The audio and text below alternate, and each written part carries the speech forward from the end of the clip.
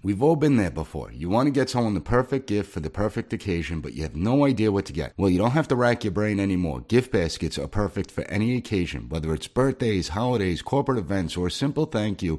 At designeryourselfgiftbaskets.com, you get to choose the theme and the products that go into the basket. You have a coffee lover? Try the K-Cup basket. You're looking for something special for the person that loves to barbecue? No problem. There's a basket for it. Make every basket unique to the person you're sending it to. And if you're in a rush and don't have time to customize the gift basket, it's not an issue because at DIYGB.com, you can choose from hundreds of pre-arranged baskets based on the occasion, theme, or recipient. And P.A.S. report listeners get 10% off using code P.A.S. at checkout. So go to DIYGB.com, find the perfect gift for the perfect occasion, and use coupon code P.A.S. at checkout to get 10% off your order. Visit DIYGB.com today. Welcome to the P.A.S. Report Weekly Roundup Podcast. The P.A.S. Report provides an honest analysis on the critical issues that matter to you without the biased media filters. Here's your host, Professor Nicholas Giordano. What's up, everyone? Welcome to the P.A.S. Report Podcast. This is your host, Nick Giordano, and so much is going on out there, so little time to get to it all, but I have a great episode lined up for you because the dereliction of duty by this administration, it's astonishing. It's not that they are creating and implementing failed policies. It's that these policies are going against our national interests. They're causing real damage. And this is a big problem. The pain of these policies is clearly evident, yet there is no discussion on reversing course. They're like full steam ahead. The administration continues to double, triple down on their dereliction of duty. A question that every person needs to ask themselves a little over a month before the midterms is whether their life is better today than it was a few years ago. Is your personal economy better today than it was a few years ago? Has your quality of life improved under the current administration, the current leadership, or has it declined? Is America in a better position today as a country? Has our power and influence around the world increased or decreased? These are very important questions you need to ask yourself. And remember which party holds the majority at the federal level. If you're in New York State, remember, Democrats have had a supermajority since 2018, meaning that they don't have to rely on a single Republican vote to get anything done. All the current problems are a direct result of the Democrat agenda. It's been fully implemented here in New York, and the situation is out of control. It's not just failures from the Biden administration. We're seeing the failures by regimes like the unelected governor of New York State. Any alternative has to be better than this. Any alternative has to be better. At least it's worth a shot. I mean, if Republicans had these majorities and my life continually got more difficult, my quality of life continually declined and was in free fall, I would say I'm out. I may disagree with the other party on every issue, but I'd give them a shot because, let's face it, we vote based on our own self-interest. We vote based whether our lives are improving, whether our quality of life is improving, or whether it's declining. I wonder how many Democrats feel this way and whether we will see a Democrat backlash against their own party in the midterms. This election is going to be hard to predict. I do anticipate Republicans are going to win, and I think they'll take the House. I think they'll take the Senate by 3 seats. But what we don't know is how many people who normally don't go out and vote, who aren't political animals like me, how many of them are going to turn out because they are absolutely disgusted by what our politicians are doing? How many of them are on the brink economically and fed up with the stupidity? I can't calculate or even begin to predict how this plays out, but I sure hope it's a lot because we have to do better. We have to get some semblance of normalcy back in this country. And in this episode, I'm going to discuss the dereliction of duty, especially when it comes to one issue that could have catastrophic consequences. It's something very few are talking about, and most people are completely unaware of, but we have to speak about these things. I'm also going to get into the Republicans' commitment to America that they released on Friday. Do they lay out concrete objectives? Do they lay out a path of how they want to achieve these objectives? Or is this more fluff and just stating the obvious? I'm going to get into it all. Before I do, make sure to go to the P.A.S. Report website, PASreport.com. Also, follow the podcast so you never miss an episode, so hit subscribe and share this episode with others. Getting to today's episode, if you notice over the last 2 weeks, I talked about the artificial manipulation of the economy.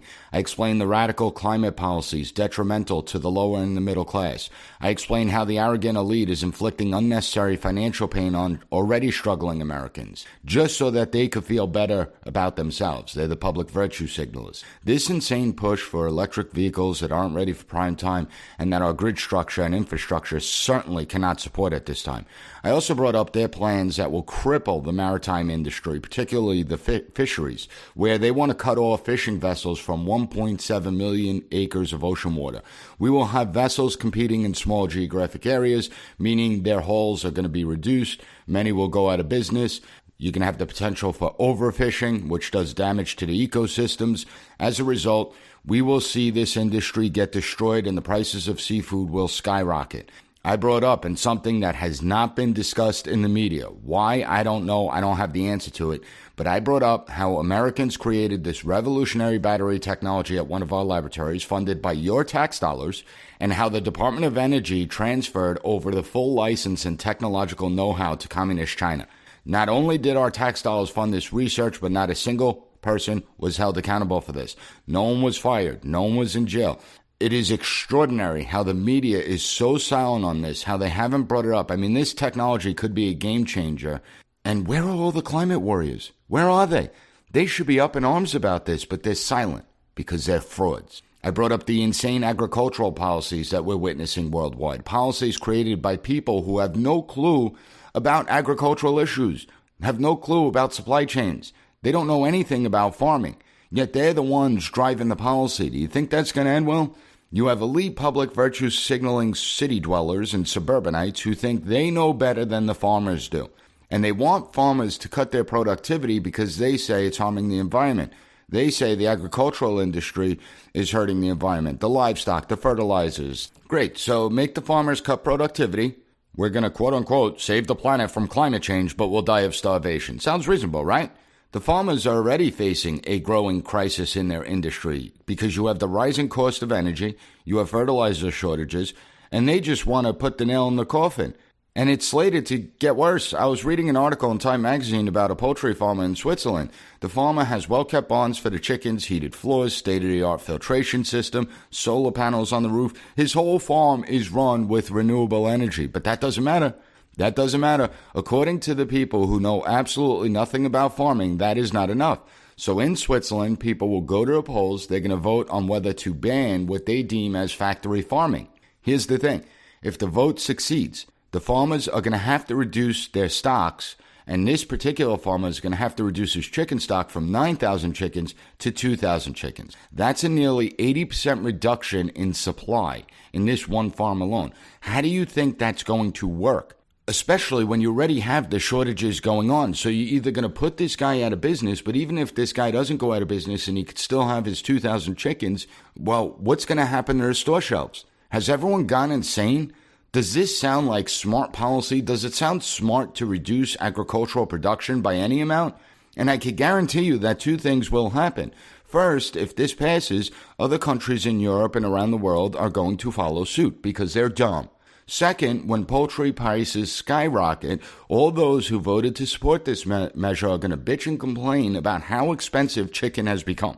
Remember what I've been telling you about the last 2 weeks. You have these public virtue signalers who truly believe they are morally superior to everyone else. They believe they are righteous, and everyone else that doesn't agree or think like them is nothing more than a bunch of ungrateful, ignorant ingrates. It's easy to just go along with their narrative and not risk the backlash of speaking out. However, the danger is that these policies will get implemented and it will be catastrophic. It does real long-term damage, and when everything hits the fan, it's too late. So we have to start now. You know, it's easy to say you're willing to spend $10 a gallon to save the planet or to help Ukraine win its war with Russia. But you're all a bunch of frauds that say that. You know you wouldn't really want to spend that. And when it really happens, you'll see how many people, they don't care about the environment in Ukraine. You'll see how many of them quickly abandon that logic when they're going broke, when they're destitute.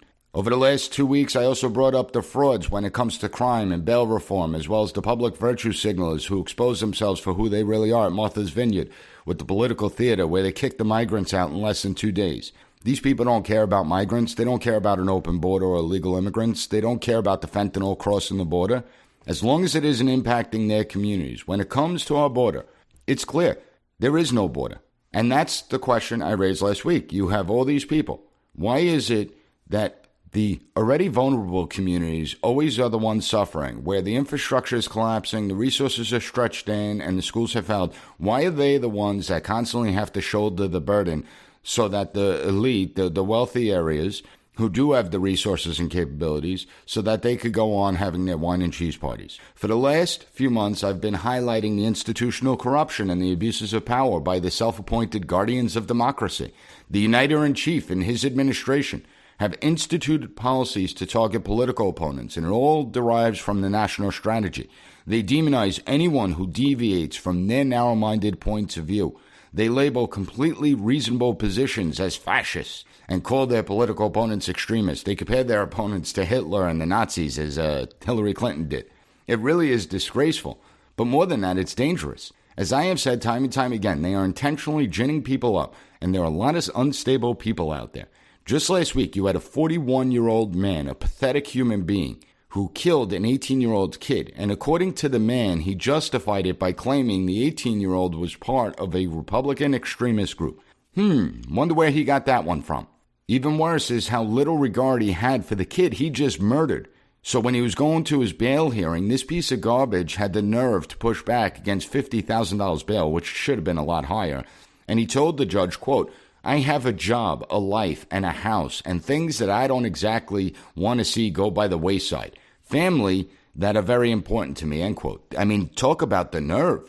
Talk about the nerve. And you won't hear about it in the regular mainstream media. They haven't reported on it at all. It's disgraceful. When we talk about fascism, I explained what fascism really means. I explained how fascism is incompatible with conservative thought. When it comes to fascism, the state is the powerful entity. The state is the most important entity. And you are going to have strict regimented activities in the economy and in social life all run through the state. And today you have all these frauds screaming about the new Italian Prime Minister, Giorgia Meloni. She's the next Benito Mussolini, they say, that she's a neo-fascist. Now, why are they saying this? Why are they saying this? Because she had the gall to promote family, faith, culture, and country. I know, God forbid, the nerve of her for doing that. As we see conservatives win throughout Europe, you would think, smart people would actually think, well, why are people voting for conservatives? Let me understand the reasoning behind it. Let me understand the reasoning behind these votes. But they can't do that. They don't want to understand why conservatives are winning. Instead, they simply seek to demonize. And they seek to demonize and say that these people pose a threat to democracy. But the real ones that pose a threat to democracy are the ones currently in power. The ones who want to determine who can run for office and who can't. They want to implement that Iran style here. The real threat to democracy is when you have law enforcement agencies that do the bidding of political parties, when you unleash and weaponize government institutions to go after political opponents. That's the threat to democracy. See, all these policies I've been discussing over the last several weeks, they all have a few things in common, most notably that they don't improve our lives in our society at all. They don't improve our quality of life. In fact, they harm our quality of life. They make our lives much more difficult, where people now have to make really tough decisions about things like what bills to pay, which ones they can't afford, whether or not they can retire. If you have a 401k and you were thinking about retirement, have you now put your retirement off for a few years? People have to determine whether it's safe to leave their homes to get a gallon of milk, or is the violence on the street too dangerous? You see the public virtue signalers, the people in power that foster hatred. And they would rather play the divide and conquer strategy rather than govern in a common sense way. So the dereliction of duty is clear. And this brings me to the next topic I want to talk about, since I have been heavily focusing on domestic issues, even though there's international components to all the issues I speak about. I want to talk about our foreign policy because it's a catastrophic disaster. Now, 2 or 3 weeks ago, Ukraine went on the offensive and recaptured occupied territory. And I was explaining to my world politics course that now is the time for the Biden administration to actually show some leadership, call Putin and Zelensky, demand they come to the United States, meet in D.C., and come up with an agreement to end hostilities. This would be in everyone's interest, and it would begin to restore some stability in the international system. I explained to the class that in Russia, When leaders lose wars, they usually die. It's not like the United States where you could have a 20-year engagement in Afghanistan, and as we're withdrawing, the Taliban takes over in less than a week, recaptures the country. Here in the United States, not a single person has been held accountable for this spectacular failure. However, failure like this aren't tolerated in other countries, particularly countries like Russia. So in order to get Putin and Zelensky to agree, we have to broker a deal where both can take back to their countries and they could say they got something. For Russia, it's simple. Give them the unspoken agreement that we've had since the end of the Cold War. Sign a written agreement that Ukraine will not seek to join NATO. Again, this has been unspoken policy in the United States with the Russians for decades. And the only exception to this was former President Bush floating the idea of Ukrainian membership into NATO following Russia annexing 2 provinces in Georgia. Now, if Putin can bring this deal to his people and withdraws his forces, Zelensky could say how he led his country, fought back against one of the most powerful armies in the world, and forced Russia to withdraw. It would also be in our interest as well, because if we do this, it would show that America still has relevancy, that we still have power and the capability to end disputes, that we are still the leader of the free world, and it would increase our power on the international world stage. However, I explained to my students that it's bizarre because nobody is even talking about ending the conflict. Nobody's talking about resolving this conflict. It really is interesting to me that you don't hear any of our officials. There's no one in the media, none of the so-called experts. No one is interested in ending this conflict. Think about how crazy that is, and we have to ask why. Why aren't they interested in ending this conflict? And 2 or 3 weeks ago would have been the perfect opportunity to do so, yet nothing. So we have to ask ourselves, who has a vested interest in keeping this war going? Here's the shocking thing. Again, very few are talking about this. The other day, I was reading an article. It was published in Foreign Affairs. Foreign Affairs, it existed since 1922. It discusses important topics on foreign policy and global affairs. It's part of the Council of Foreign Relations, a publication from them. Now, I am not the biggest fan of the Council of Foreign Relations. They are pushed a lot of neocon wars. They are the globalists, but we have to recognize there are some really smart people at the Council of Foreign Relations, and some of their analysis is good. See, I don't have to agree 100% with an organization to look at their analysis. I don't need to see things to just validate my opinion. And the Council of Foreign Relations puts out works that can be very informative. They do a very good job breaking down the complex issues that we face on the world stage. So even though I may disagree with them on a variety of issues, I do pay close attention to their work because it's worth it. Now, getting to my point, the other day I was reading an article in Foreign Affairs. It was written by Fiona Hill and Angela Stent. The name Fiona Hill should be very familiar to you. She testified during the first impeachment of former President Trump. She was an advisor on Russia and Ukraine in the White House, but certainly not a fan of former president. Angela Stent is a senior fellow at the Brookings Institution and a professor at Georgetown University. Certainly, these aren't righties, right? They're not conservatives. We'll all agree on that. Now, this article was long and a little boring, to be honest with you. Throughout the article, they talk about how Putin wants to revise history, reawaken the Russian Empire, that he uses the threat of NATO to reshape the world map through military and non-military means, and his ambitions go well beyond Ukraine. Well, I highly doubt his ambitions go beyond the Ukraine right now, okay? Because given the number of challenges he faces, he's got his hands full with Ukraine. I don't think he could expand this map, the theater of war, anymore. Throughout his 25 years of leadership, it's interesting because Putin rarely made mistakes. His decision to invade Ukraine has to be the biggest miscalculation that we've witnessed by a country in quite some time. A miscalculation that's going to go down in the history books and is probably going to come back to haunt Vladimir Putin. Consider that Russia is much weaker today than it was before invading Ukraine. What's amazing, this article was pretty long. And when you get about 3/4 down the way, they write, quote, according to multiple former senior U.S. officials we spoke with, in April of 2022, Russian and Ukrainian negotiators appear to have tentatively agreed on the outlines of a negotiated interim settlement. Russia would withdraw to its positions on February 23rd when it controlled part of the Donbas regions and the Crimea, and in exchange, Ukraine would promise not to seek NATO membership and instead receive security guarantees from a number of countries. End quote. What? I mean, that truly is amazing. So there was this negotiated interim settlement.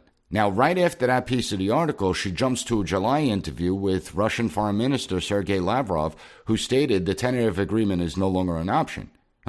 So tentative agreement was reached in April, and according to the agreement, Russia would withdraw its forces and Ukraine would have promised to never join NATO, but they could still negotiate security and defense agreements with other countries. This is really interesting. Why are we just learning about this now?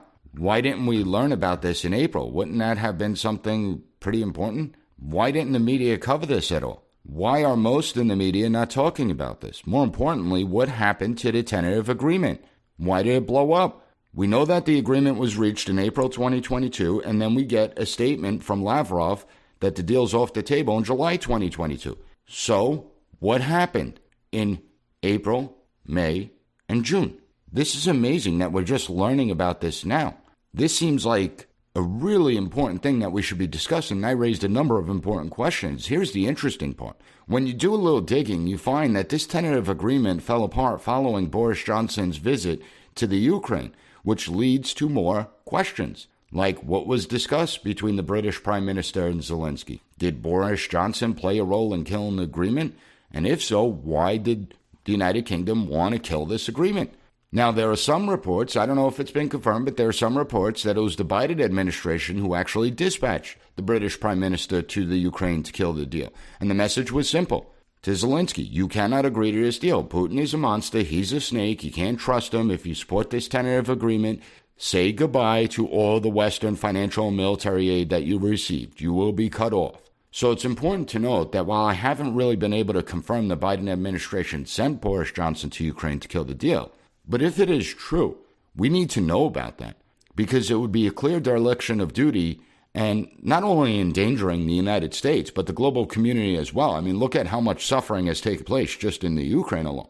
It gets more interesting, though, because when I found that out, I remember Macron going nuts. He was criticizing President Biden. So I went back and I looked at Macron's previous statements and the previous headlines, and I found it interesting. In late March, negotiations between the Ukrainians and the Russians were going on. The announcement, the tentative agreement was done by the early April. French President Macron the whole time was in communication with Putin and Zelensky, trying to work the diplomatic phone lines like a leader does. And as the negotiations between Ukraine and Russia were continuing, on March 26, you had President Biden publicly state that Putin cannot remain in power, basically saying regime change. Now, this incensed Macron. And he publicly criticized the president, warned that using regime change language is going to make things worse. It's not helpful. And Macron seemed pretty vested in working out an agreement between the two nations. Macron also stated that European powers have more at stake in this conflict than the United States does because it's in their backyard. In the beginning of April, Macron's given a speech. He stated that Europe must pursue a different policy towards Russia than the Biden administration. Now, Macron easily won his re-election a few weeks later. And what's interesting to note is that he wouldn't take President Biden's phone calls. Why not? Someone should ask if the reason Macron rejected Biden's phone calls was whether or not Macron was mad that his administration scuttled a peace agreement that France was working on between these two countries. I have no idea what the answer is. But there are so many questions and so few answers. Within the international community, power is dynamic. It's an ebb and flow. Since the collapse of the Soviet Union, the United States was the undisputed superpower. Beginning in 2005, our power and influence began to cede and would continue to cede for the next 10 years. Since power and influence is a zero-sum game, when we are losing power, it means other countries are gaining power. And as we began to lose power, our adversaries like China and Russia were gaining power. Still, it wasn't enough to dethrone us as the sole superpower, but enough to challenge us. And then the coronavirus came. And our response to it began to change things significantly. We significantly weakened ourselves. You factor in a series of catastrophic policy decisions on energy, on spending and inflation, the way we withdrew from Afghanistan, other dumb decisions like that. And we were bleeding power. Now, once Russia invaded Ukraine and Russia's military weaknesses were exposed, Russia lost a significant amount of power in the international community on the world stage. They lost a lot of power and influence because we have been overestimating their military capabilities for decades, and so has every other government around the world. Russia is significantly weaker today than it was before the invasion of Ukraine. Naturally, you would think, since power is a zero-sum game, that since Russia is a natural adversary to the United States, and while we do have common interests, our foreign policies will always conflict because they seek to expand their power and influence. We seek to maintain ours. So you would think that as Russia is losing power, we would gain that power. But that's not what is happening. we are losing power as well. The Biden administration continues with their failed policies that make us significantly weaker abroad. And we are losing that power. We're not gaining the power that Russia's losing because of our policies in regards to energy, because of our policies in regards to the food supplies and the supply chain. Our military readiness has been crippled because our military stockpiles are depleted. They are well below where they should be. Whether it's munitions, javelins, shoulder-fired missiles, our stockpiles are at the lowest levels in decades. So if Russia is weaker and we are weaker, we have to ask the question, where has the power gone in the international community? The obvious answer is China. China continues to grow more powerful, and the world continues to grow more unstable as China is growing more powerful.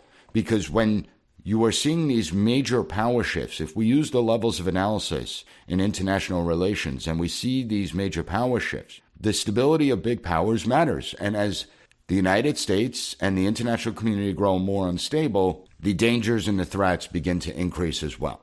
And this is a big problem. The dereliction of duty by this administration cannot be understated. And as I said at the beginning, any alternative has to be better to this. So I want to jump to the commitment to America that the GOP leadership unveiled on Friday. And I always talk about the incompetence of the Republican Party.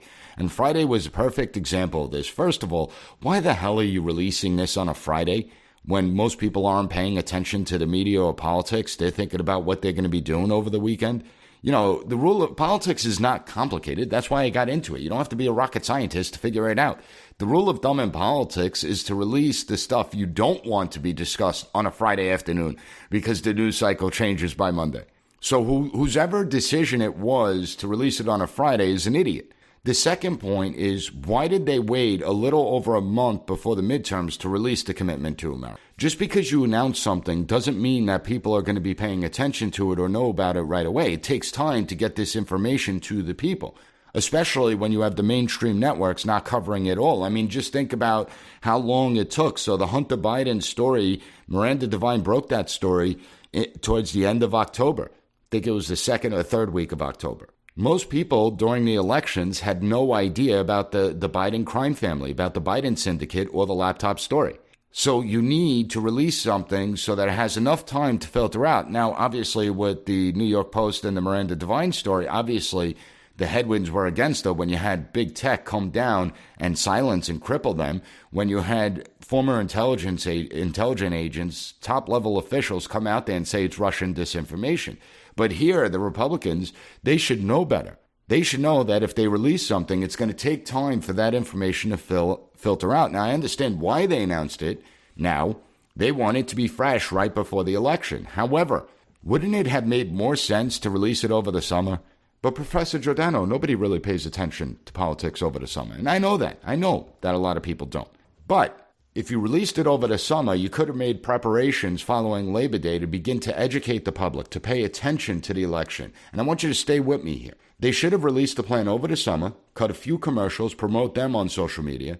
Over the summer, they should have also created trifold brochures, all nice and glossy with nice font and colors. And at the end of September, they should have mailed these brochures to every single person living in the urban communities, as well as to all those in the purple suburban area. What do you think would have been more impactful? What the Republicans actually did by announcing this Friday, nobody's even talking about it at this point, or what I said they should have done? Again, politics isn't complicated. Most of it comes down to common sense. Unfortunately, that's an area severely lacking in the United States between Democrat policies and the Republican Party. When it comes to elections, the way to win elections is to draw in new voters. The base is coming out. You don't have to worry about them. You don't have to focus on them. The base is coming out, especially given the political environment. So you need to reach out to independents, non-affiliated voters, disaffected Democrats. Those are the people you want to capture. The fact is, most people will never know or be aware of the commitment to America. And it is way too late to create the brochures, stuff the envelopes, and mail them out to every single person in the areas I mentioned. And in those areas, we have the potential to siphon off a number of votes. We may not win those areas, but we can siphon off enough votes to recapture the Senate.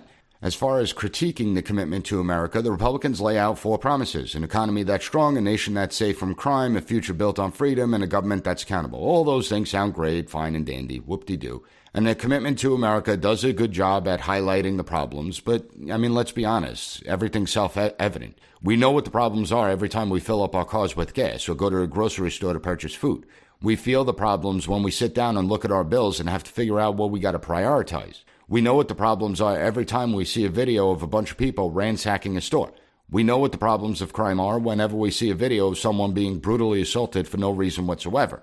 We know what the problems are when we learn about the death and destruction occurring daily in our great cities. We know what the problems are when it comes to the idea of freedom, because we had to live under unconstitutional decrees for the last 2 years. We see the weaponization of government institutions targeting people all because of their political opinions. We know what the problems are when they say parents shouldn't complain or have a say in what their children are learning, and if they do, they run the potential to be labeled as a domestic terrorist. So we know what the problems are when it comes to government accountability, and we see the FBI being used as a partisan police force. We see the problem of the lack of accountability, where after 20 years of war in Afghanistan, Taliban recaptures the country, not a single person fired, demoted, nobody held accountable.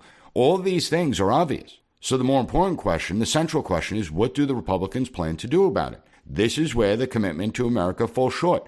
It is nothing more than a bunch of vague slogans like curb wasteful spending, that is, raising prices of groceries, gas, cars, housing, growing our national debt. They want to increase take-home pay, create good-paying jobs, bring stability to the economy. Whoop-de-doo, that sounds great. But how are you going to do that? And that's what the Republicans should be explaining. They should be explaining how they intend to do these things. I understand the point of being vague to a degree because you want to be careful. You don't want to say something that may alienate certain voter blocks. I mean, look at how Meloni won in Italy. She talked about important issues to people. She talked about family. She talked about faith. She talked about gender. She talked about culture. She talked about patriotism. She spoke about these. And what still haunts me to this day is the idea of repeal and replace, right? For 6 years, Republicans campaigned on the idea of repeal and replace. When it came to Obamacare, they won the House back in 2010. They won the Senate back in 2014. They won the presidency in 2016. You would think that within that 6-year period, Republicans would have had legislation ready to go. They would have worked out all the kinks of that legislation, got input from the experts, tweaked the plan to make sure that it would sail through. Instead, they had nothing. It was an embarrassment. It highlighted their incompetence. Republicans need to come out with a concrete plan. The Republican Party needs to be on the A game because this country cannot survive the continued dereliction of duty by those in power now. I am not a fan of either party, but we've seen how Democrat leadership and Democrat policies has decimated this country, has decimated our cities, has decimated our lives. The policies they propose now would do more harm in both the short and long term, and they want to jam through this radical agenda, and it would make the United States unrecognizable. There is a reason we rose to become one of the greatest powers in the history of the world, the greatest power in the history of the world. And I'm not willing to let it all go out the window. And I'm sure you're not either. While I'm not a fan of Republicans, they are our last line of defense to at least stop the madness, to begin to reverse course. And if Republicans get the majority in the House and the Senate, maybe it would force this administration to be more like Bill Clinton after the Democrat Party lost the House and the Senate in 1994, which forced Clinton to abandon his far-left agenda. See, at that time, Democrats were smart. They didn't sit there and just say, the other side's fascist. Instead, they wanted to understand why the people gravitated towards the Republican Party. We also need to capture control of offices in states like New York, where this state has suffered under the Democrat supermajority. We have to begin to restore sanity before it's too late. Now, I hope you found the content of this episode informative. We need to get people to realize what's at stake here and what's going on. Don't forget to give the P.A.S. report a 5-star rating on Apple Podcasts. Take 30 seconds to write a review. I want to thank you for joining me. I'll be back on Monday with another great episode of the P.A.S. Report Podcast. Thank you for listening to the P.A.S. Report Weekly Roundup Podcast. Have a good one. Bye. Be sure to rate, share, and subscribe to the podcast so you'll never miss an episode. Also, visit PASreport.com and follow us on Twitter at PAS Report.